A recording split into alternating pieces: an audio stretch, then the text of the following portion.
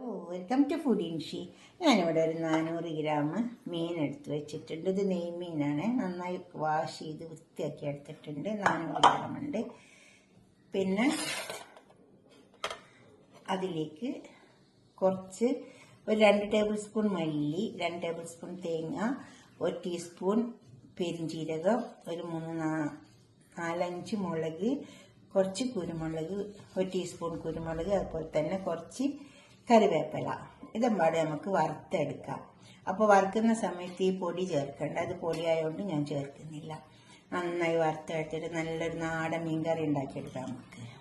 ആദ്യം ഇതൊന്ന് വറുത്തിട്ട് വെച്ചിട്ടുണ്ട്. മല്ലി ചേർക്കാം, അതുപോലെ തന്നെ മുളക് ചേർക്കാം, തേങ്ങ, കുരുമുളക് എല്ലാം ഒന്ന് ഒരുമിച്ച് വേണ്ട. അങ്ങനെ വറുത്തരച്ചിട്ട് കറി വെച്ചിട്ട് മീൻകറി വെച്ചിട്ട് നല്ല ടേസ്റ്റ് ഉണ്ട്. നാടൻ മീൻകറി ഇതൊക്കെ വറന്ന് വന്നിട്ടുണ്ട്. നമുക്ക് ഇനി ഇത് ചൂടാറിയിട്ട് അരച്ചെടുക്കാം. ഇതൊന്ന് പൊടിച്ചെടുക്കാം. എന്നിട്ട് അരച്ചാൽ മതി. അല്ല നമുക്ക് അരഞ്ഞിട്ടില്ല. നമുക്ക് ഇതെല്ലാം പാട് ഇതിൽ ചേർത്തെടുക്കാം. ഇത് തക്കാളി, പച്ചമുളക്. ഇങ്ങനെ മീൻകറി വെക്കാൻ വെക്കുക. ഇത് പുളിവെള്ളം ഇതിലേക്ക് ചേർത്തെടുക്കാം. അരപ്പിലേക്ക് ഇത് അരച്ചത്.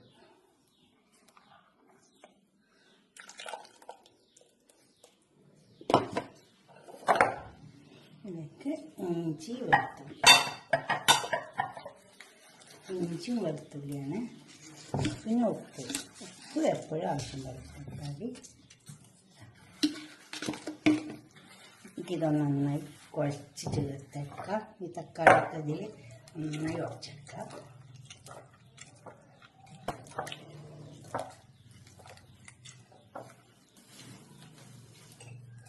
മഞ്ഞൾ ഇട്ടെടുക്കാം.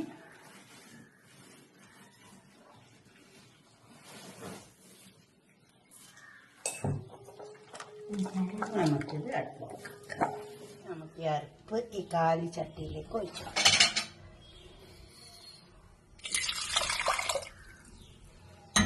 എല്ലാം കുഴച്ചെടുത്തതാണ്. കുറച്ചുകൂടെ വെള്ളം ഒഴിച്ചെടുക്കുക. ഈ അരച്ച പാത്രത്തിലത്തെ വെള്ളം. പെരുംജീരകം നമ്മൾ ഇട്ടിട്ടില്ല, പൊടിയാണ് അതുകൊണ്ട് ഇട്ടെടുക്കുക. ഇനി ഇതൊന്ന് മൂടി വെച്ചിട്ട് നല്ലോണം തിളച്ചതിന് ശേഷം തുറന്നിട്ട് കറിയൊക്കെ നല്ലോണം തിളച്ച് മസാലയുടെ ചുവയൊക്കെ പോയിട്ട് ഇനി ഇട്ടെടുക്കാം.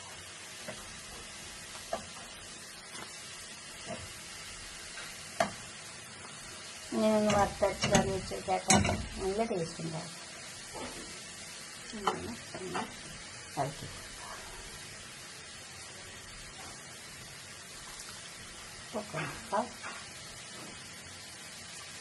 കൊത്തമ്പ് മീൻ വറക്കും.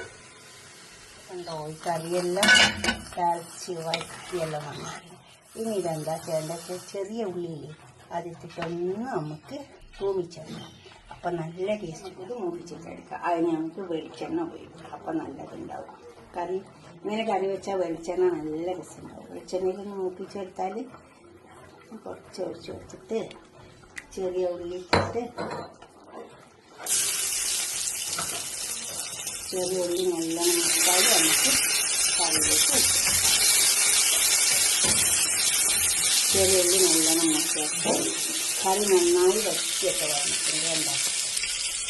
ഇത് മുട്ടാൽ നമുക്ക് കറിയിലേക്ക് വെക്കാം. ഇതിപ്പോൾ ഈ മൂപ്പിച്ച് വെച്ച ചെറിയ ഉള്ളി നമുക്ക് ഇതിലേക്ക് വെക്കാം. ഇങ്ങനെ ഒരു കറി ഉണ്ടാക്കിയിട്ട് നിങ്ങളുടെ അഭിപ്രായം നിർദ്ദേശമൊക്കെ ഒന്ന് കമൻറ്റ് ബോക്സിൽ അറിയിക്കണം. എനിക്ക് തീർച്ചയായിട്ടും നിങ്ങൾ ഉണ്ടാക്കി നോക്കി വേണം. സബ്സ്ക്രൈബ് ചെയ്യാത്തവരൊക്കെ ചെയ്യും വേണം, ഷെയർ ചെയ്യും വേണം. അടുത്തൊരു വീഡിയോ ആയിട്ട് നമുക്ക് പിന്നെ കാണാം. ബൈ.